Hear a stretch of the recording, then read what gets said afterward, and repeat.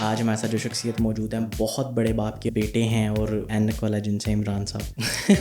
पहले तुम बताओ तुम्हारा नाम क्या है? मेरा नाम इमरान है।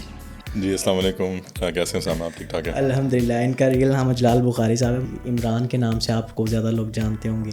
वो जो 90s का पूरा फेज़ था वो ऐसा ही था, किसी इमरान का नाम लिया जाए तो मैंने मुड़ के ज़रूर देखा। लक की वजह से आप वो उस तरह से एज अ चाइल्ड स्टार आए क्या किस तरह सीन बना था वो? अब्बू की वजह से लोगों को लगता है कि जी ये नेपोटिज्म ही चल रहा है यहाँ पे भी, लेकिन अब्बू का थ्रू आउट यही था कि वो उनकी तरफ से इजाज़त बिल्कुल भी नहीं थी। हमारे लिए एक बचपन का बहुत बड़ी चीज़ थी ऐनक वाला जिन। बिल्कुल। उसमें आप एज अ चाइल्ड स्टार आए और वो क्या जर्नी थी? जो मेरी छोटी सिस्टर है मुअत्तर, वो एक्चुअली कास्ट हुई थी ऐनक वाला जिन के लिए। हफीज़ ताहिर साहब, उन्होंने अप्रोच किया अब्बू को, अब्बू ने स्ट्रेट अवे मना कर दिया। एक दिन वो घर आ गए, थैंक्स टू मेरे जो बड़े बहन भाई हैं, उन्होंने पुश किया, अब्बू फाइनली एग्री कर गए। उस टाइम पे मेरी अचानक कमरे में एंट्री हुई। हफीज़ ताहिर साहब ने मुझे देखा तो वो कहते हैं कि इसका भाई चाहिए ड्रामे में, तो वो बिल्कुल ऐसा ही चाहिए। तो फिर मैंने कहा फिर इसी को ही ले लें। मुझे जिन मिल गया ना, प्लीज ना डराओ मुझे। कभी कभी दिल करता है देखते हैं यूट्यूब पे ऐनक वाले जिन के कुछ एपिसोड्स, देख लेता हूँ, तो कैसा फील होता है? अब तो हंसी आती है।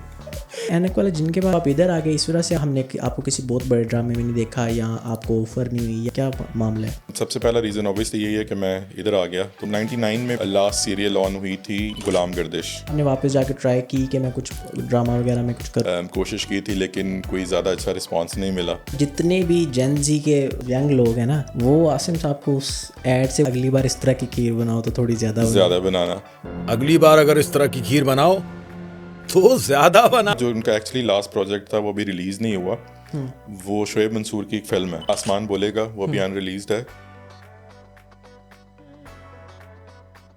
आसिम साहब के जनाजे से रिलेटेड एक यूट्यूबर ने इंतशार सा फैलाने की कोशिश की थी। वो एक ही अनफॉर्चुनेटली यूट्यूबर था। जब उनको कोई चीज़ नहीं मिलती तो उन्होंने फिर जो पॉइंट उनको मिला वो उन्होंने उस पॉइंट को हाईलाइट करने की कोशिश की। मेरी सिस्टर से, जिसके बाप को मरे हुए 5-6 घंटे हुए, उसे सवाल ये कर रहा है कि आपके अब्बू जब ड्रामों में काम करते थे दूसरी औरतों के साथ, तो आपकी अम्मी को बुरा लगता था कि नहीं लगता था? बहुत ज़्यादा प्रैक्टिस के साथ आपको इतना गंदा माइंडसेट बनाना पड़ता है।